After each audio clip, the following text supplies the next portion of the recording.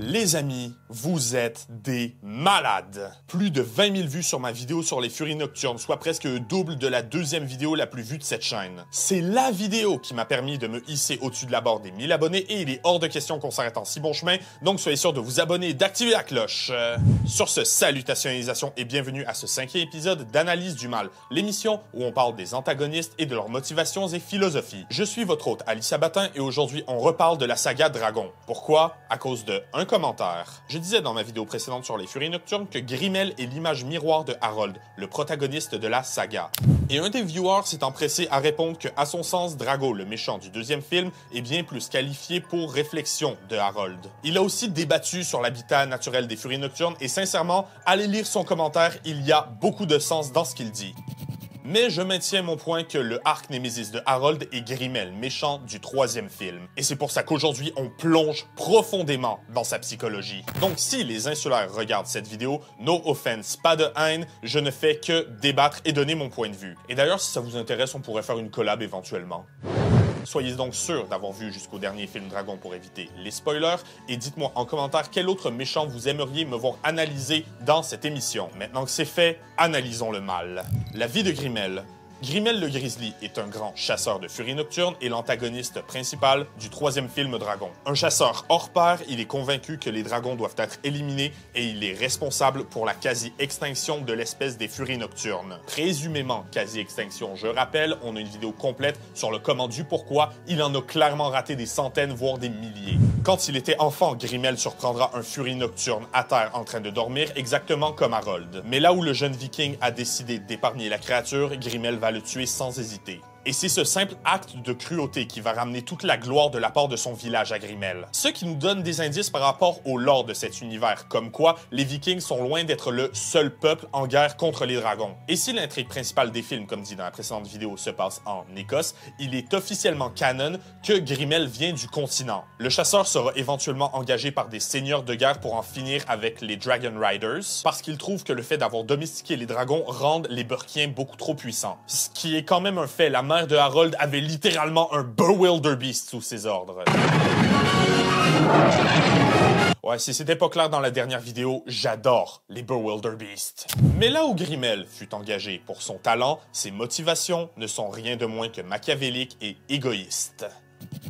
Un chasseur de dragons. À la seconde où Harold et Grimmel se rencontrent, il est évident que le chasseur est un traqueur et un tueur hors pair. Il est assez discret pour s'introduire chez Harold et assez brillant pour tenter de paralyser Croque-Mou directement. Mais aussi, cet échange va nous apprendre que Grimmel est doté d'une arrogance énorme. Il est étonné de savoir que Harold ne le connaît pas et mentionne que son père à lui le connaissait. Il dira de Stoïque la Brute qu'il était un des plus grands chasseurs de dragons que le monde n'ait jamais connu. Portant le père de Harold en grande estime pour ses exploits contre les peuples draconiques, et disant qu'en faisant des dragons leurs alliés, Harold déshonore le village de Burk et la mémoire de son père. Et quand Harold dira que son père a changé d'opinion et de philosophie face aux dragons, Grimmel répondra que c'est probablement ça qui l'a mené à sa mort. Ce qui nous apparaît quand même assez faux en tant que spectateur. En regardant le deuxième film, on voit bien que sans les dragons, ça aurait été encore plus facile pour Drago Bloodfist d'en finir avec Burk. Mais ça, Grimmel, il en a absolument rien à battre. Ce qui l'intéresse, c'est d'alimenter son ego et sa soif de puissance.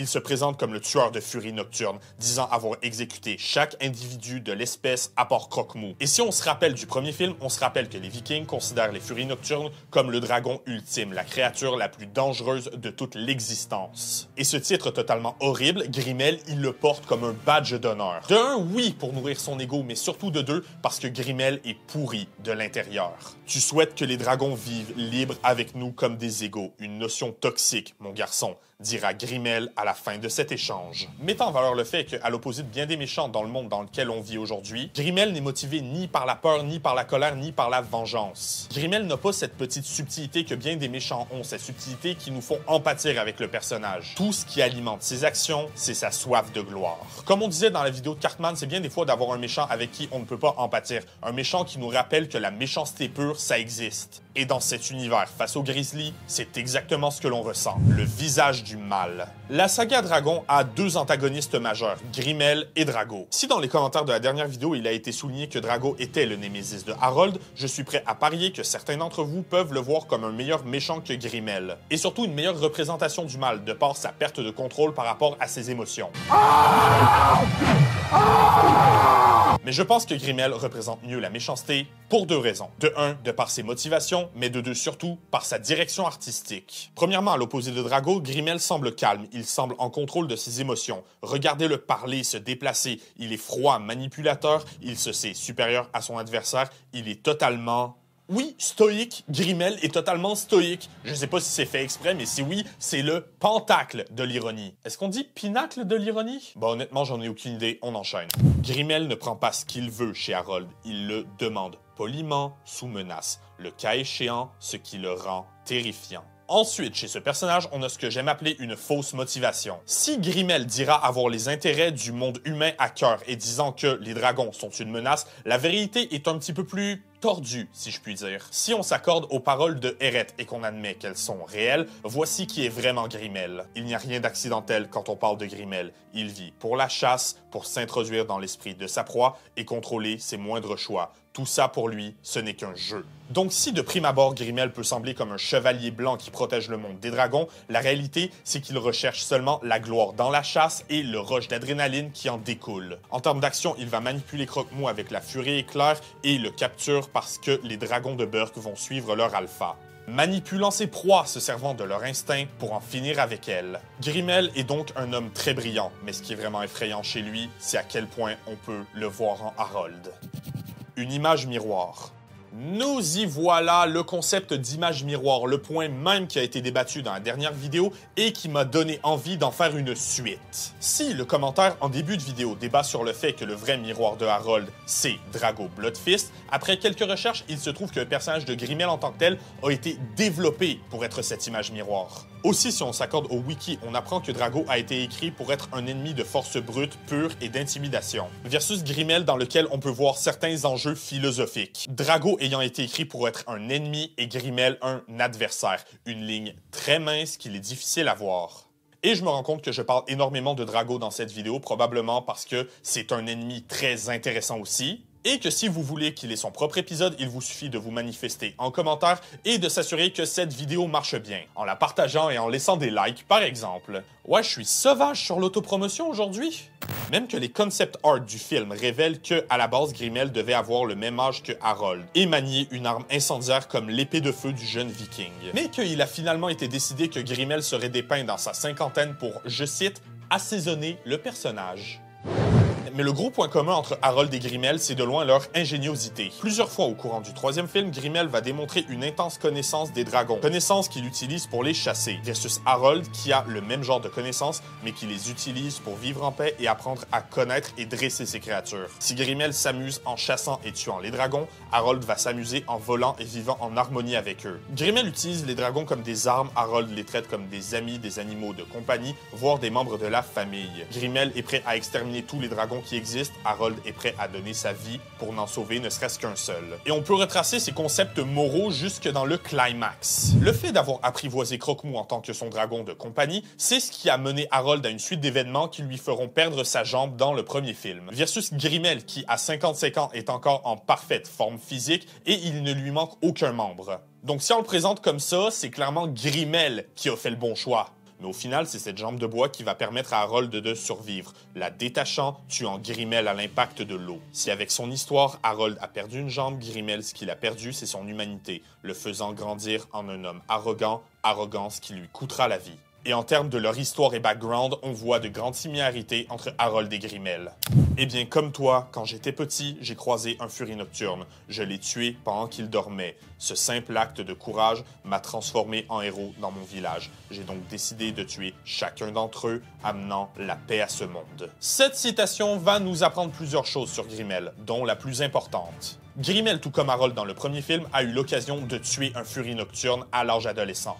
La différence étant que Harold s'est vu dans le regard de Croque-Mou et il a décidé de le laisser vivre, là où Grimmel a bel et bien exécuté sa proie. Ensuite, Grimmel dira que cet acte de violence l'a transformé en héros dans son village et lui a valu de la reconnaissance de ses pairs. Et si ça vous semble familier, c'est parce que c'est exactement le sentiment que recherche Harold dans le premier film. Ayant trouvé le dragon qu'il a abattu en plein vol, Harold dira « Je vais te tuer, dragon. Je vais prendre ton cœur et l'amener à mon père. Je suis un viking. » C'est là que la ligne se dessine. À ce moment, dans le premier film, Harold est à la croisée des chemins. Tout comme Grimmel, il est en forte quête de reconnaissance, principalement parce que son père est un des plus grands guerriers de l'histoire des Vikings et parce que lui, il est vu comme faible. Mais quand il verra Croque-Mou le regarder dans les yeux, c'est là qu'il le reconnaîtra comme un être vivant exactement comme lui et le libérera, scellant ainsi leur destin et le faisant grandir pour être un des meilleurs chefs de tribu possible. Là où Grimmel, il représente ce que Harold aurait pu devenir s'il avait tué Croque-Mou ce matin-là. Il aurait pu avoir la gloire et la reconnaissance du peuple viking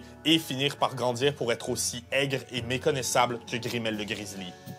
Et rappelons-le, cette compassion envers Croque-Mou, c'est aussi ce qui a pu adoucir le peuple de Burke par rapport à l'histoire des dragons, mais surtout Stoic, son père. Le concept même du premier film, c'est le fait que Stoic est beaucoup trop traditionnaliste pour écouter ce que son fils a à dire. Mais en bout de ligne, c'était quand même une très bonne chose. Parce que quand Stoic commence à écouter Harold, son enfant a déjà une philosophie altérée par rapport à la menace des dragons. Et c'est ce qui va permettre la domestication de ces animaux dans l'archipel de Burke. Domestication qui est prouvée comme étant une bonne chose dans cet univers. Versus s'il avait écouté à l'époque où il voulait tuer du dragon, il aurait probablement pu en finir avec ces créatures dues à l'intelligence surdouée de Harold. Si vous ne voyez pas le lien, rappelez-vous que Harold possède bel et bien une grande intelligence, qu'il est un grand mécanicien, qu'il apprend très vite, mais aussi et surtout qu'il est probablement le premier Burkien à avoir observé un furie nocturne de près, définitivement le seul à en avoir fait une représentation physique, mais aussi et surtout le seul à en avoir abattu un en plein vol. You're not a Viking. You're not my son. You don't have to go up there. We're Vikings. It's an occupational hazard. I'm proud to call you my son. Ce fut donc une route laborieuse pour les deux personnages qui se soldera par la mort de Grimmel, mais par une évolution et une fin heureuse pour son image miroir, Harold Haddock. Sur ce, mes amis, vous pouvez voir notre dernière vidéo en cliquant juste ici ou parler plus de l'univers de Dragon en cliquant juste là. Dites-moi en commentaire quel autre méchant vous aimeriez nous voir aborder dans une de ces vidéos. Et tant qu'à être là, pourquoi ne pas vous abonner, activer la cloche et laisser un like au passage. Sur ce, je vous laisse et je vous verrai la prochaine fois pour de plus amples explorations de notre omnivore.